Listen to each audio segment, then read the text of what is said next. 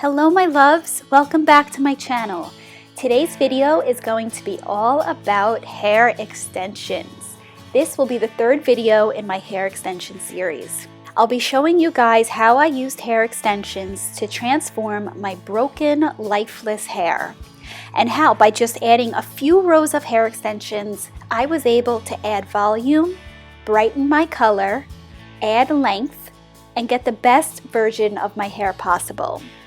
So let's get started with how to achieve this look. As always, I will be using Danielle hair, and all of the corresponding tools are from their company as well.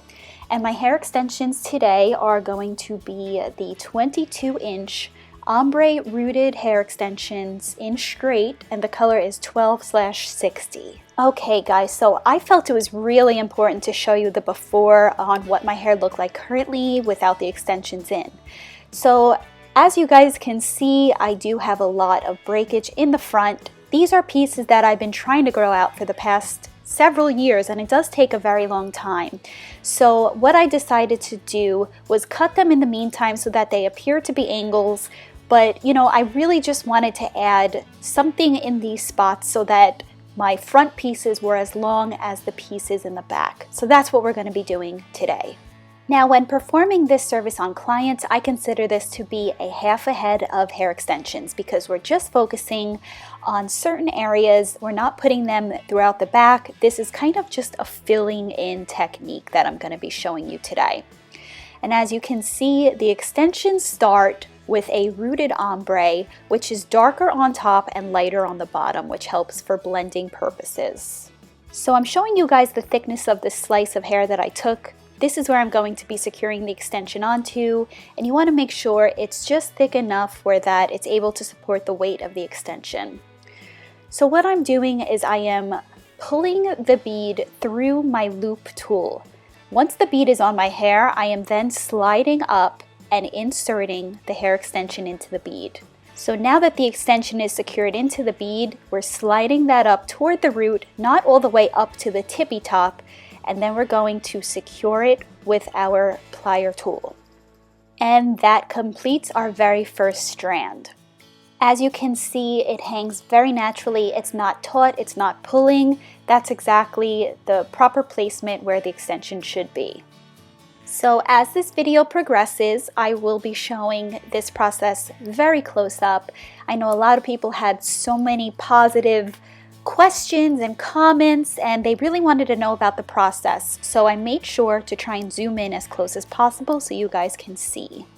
Again, we're going to be repeating the same steps, sliding it up. The reason we're not going all the way to the tippy top of the root is because if you do, the extension is going to pop out once it's secured onto the bead. You have to take into account the movement and curvature of the scalp, so that's very important throughout this entire process. Now, the beads that I am using to secure these extensions are the Danielle silicone beads. That means that there is an internal rim inside of the bead that is made with silicone. This really helps the extension to grip onto the hair that it's being secured to so that there's minimal sliding and maximal grip. So I'm stopping here because I want to take these thinner hairline hairs and pull them back to make sure that the extensions are not exposed. I don't want to go too far superficial with the extensions. And I wanted to make a point to show you guys that because that was one of the most common questions that I had received actually. And people were concerned if they did get these extensions, would they be popping out when they wore their hair up? And as long as the person installing the extensions takes this into consideration and stays away from the hairline, you should not have any problems. So now we are moving on to row 2. As you can see, I did leave a little bit of space in between the row above it because if you put the two rows too close to each other and too on top of each other, you're going to risk creating a bump. So it's almost going to create this kind of shelf that causes the extensions to stick outward from the head. So as long as they're spread far apart from each other and that they're not secured directly to the root, you will have no problems in this area. Now this technique is honestly one of my favorite hair extension techniques ever.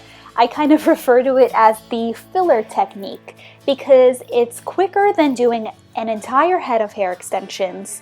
Your hair appears to be fuller, it appears to be brighter, and it just gives you the best version of your hair possible. Anytime that I have an event, a party, I tend to do my filler technique and I just feel like the best version of myself. So now that we have completed the 2 rows on my right side, I want to show you what it looks like. It does look a bit messy at this point, but promise as we go deeper into this process, you're going to see how beautiful this all blends. Now if I wanted to, I could even have toned my extensions because my hair is a little bit more golden than the bottom pieces, but I actually like that and I'm going to keep it. So what we're going to do now is we're going to cut the extensions, and this is super, super important. You do not want to take too much off. You want to just go in and cut the extensions, feather into them. You never want to cut a straight, blunt line because that makes the extensions look very doll-like and not real. So I just wanted to run the straightening iron over my hair so that I can blend everything together a bit to give you guys a better idea of what it's going to look like. Again, this is still very unfinished. Later in the video, I do show how to blend your hair to the extensions. So as you can see, the right side is just way more uniform looking. It looks like it all flows together. It's more one length. It doesn't look like there's any breakage or any angles.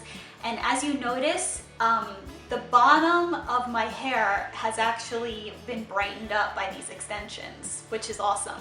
You're not frying your hair trying to get the bottoms as blonde as you want, which is a huge advantage. Rather, you're just adding a couple of extensions and it's making a huge difference.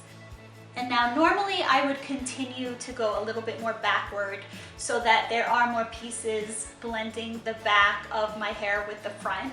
But just for, you know, a quick tutorial, I wanted to show you guys the gist of it and what the results look like. And if you did want to continue and bring more extensions toward the back so that you had more of an even flow, you can absolutely do that too.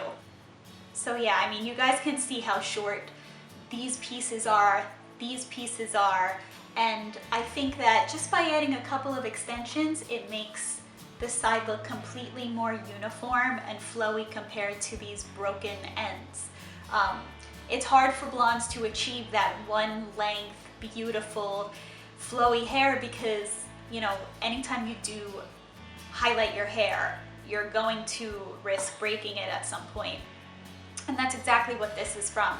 You know, as careful as you are when you're blonding, breakage is sometimes unavoidable. Now we are lucky enough to have certain things like Olaplex, which really help prevent it, but when it's growing out, there's really not much you can do.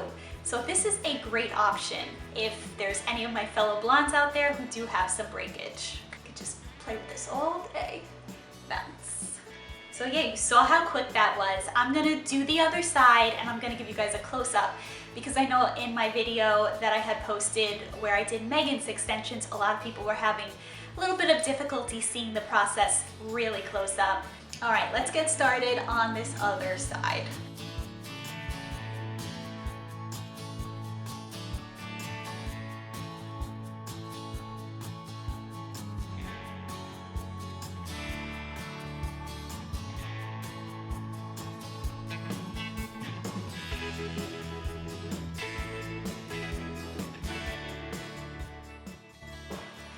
It's a little bit difficult to talk while doing this, but I'm going to do my best. Just gonna grab my piece of hair, insert it. Now that it's inserted, we're going to slide this up. Now you're not going all the way to the root because when you do, sometimes the bond will kind of secure weirdly and it winds up pulling and it makes the extension stick out, which is what we want to avoid. So you have to take into account the curvature of the scalp when doing this. So now that it's just loosely flowing, we're going to let that go.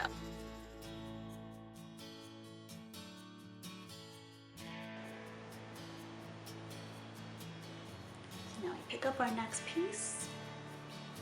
You just want to make sure that the piece that you're picking up is not too thin, where that it's not going to be enough hair to secure the bond onto it, because if the piece of hair that you're putting the bead onto is too thin, it tends to slide down once you secure the extension. It's almost like the extension is a little bit too heavy for the strand of hair that it's secured to.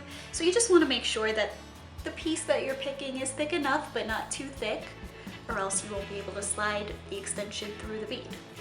So the perfect test is to just basically be able to see if you could fit the top of the extension.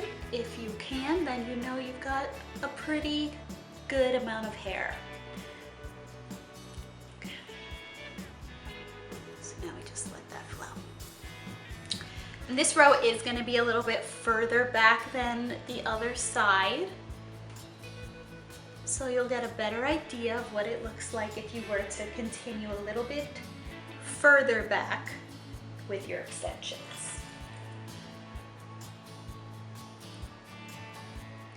So I hope everybody out there is staying safe and taking all the precautions and trying to make the best of this situation.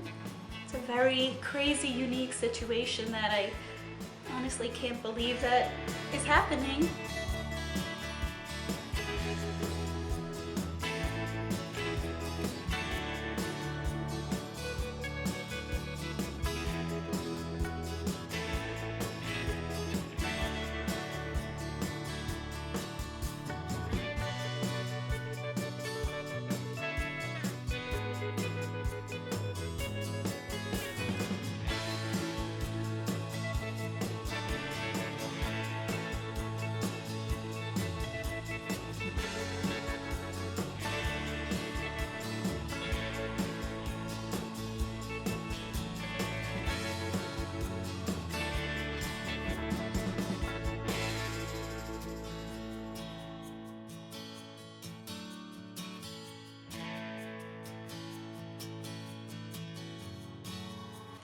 Another big question that people were asking was, are we able to still wear our hair up? And as long as the extensions are applied properly and within the correct parameters and areas, it should not be a problem whatsoever. If I did pull my hair back, you know, you could risk possibly showing an extension if I were to do one more in this row. So I'm just gonna leave it and we're gonna go to the next row. But yeah, as you guys can see, it's starting to build a little bit of thickness and we're getting the desired look that we had wanted. So now we're gonna go 1/4 of an inch down. Not too far, but just far enough. So it's actually really upsetting because this is the year that I was planning to get married. And so everything's kind of pretty much up in the air at this point regarding the wedding. You know, with all the craziness that's going on, honestly, my only concern is just making sure that this gets better and that people are healthy, and that's the number one. I mean, everything else is secondary. And it's just so unfortunate that this is something that we're all dealing with, and I hope everyone out there is just taking the time to maybe recenter and refocus on the things that are truly important. Because I think that situations like this, you know, definitely put things into perspective.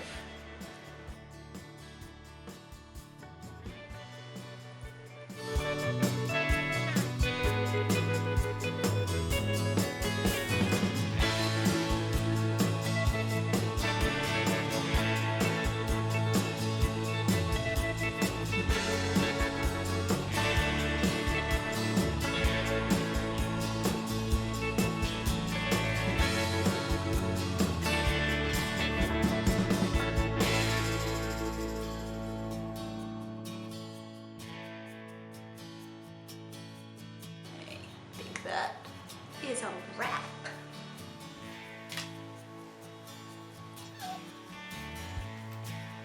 So now let's go and do the same thing that we did for the other side. Now my extension cutting method's a little bit different than my normal cutting because in my opinion, it's just like cutting a bang. You never want to put tension on the extension because then it's going to be shorter than you're hoping for it to be. And you kind of just want to let it flow as naturally as possible. Remember, you can always take more off if you have to. You cannot put it back on. Perfect. Okay, so let's give this a quick curl. Yes, I'm sitting on my floor. I wanted to show you guys the best way to curl the extensions. So I had started, I just did a couple of curls on this side, but I wanted to show you guys a huge part of blending the broken pieces so that it flows with the new extensions. So a super important thing is when you are curling your hair, let's say you want to take this piece and start off, you can form the hair in the way that you want it to flow, but then pick up a piece of the extension and curl that with the shorter piece. By doing this together, it's going to blend them even better because you're actually picking up the hair and it's going to flow exactly the way you want it with the extension. So then once you're done, there you have it.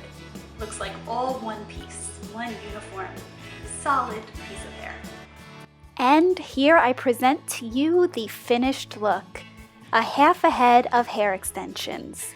I used around 20 pieces total to achieve this look. 25 pieces is a typical standard 1 pack of hair, so this can be achieved with just 1 pack of iLink hair extensions. I'd like to thank you guys so much for the positive comments and support. I hope you guys enjoyed this video, and please let me know if you have any questions related to hair extensions. I try to answer every single question or comment that comes onto my page, so please feel free to leave me a message below. And if you guys enjoyed this content, please be sure to hit that like and subscribe button so that you guys keep coming back for more. Thank you so much for tuning in today. I love you all. Please stay safe and healthy. Thanks, guys. Bye.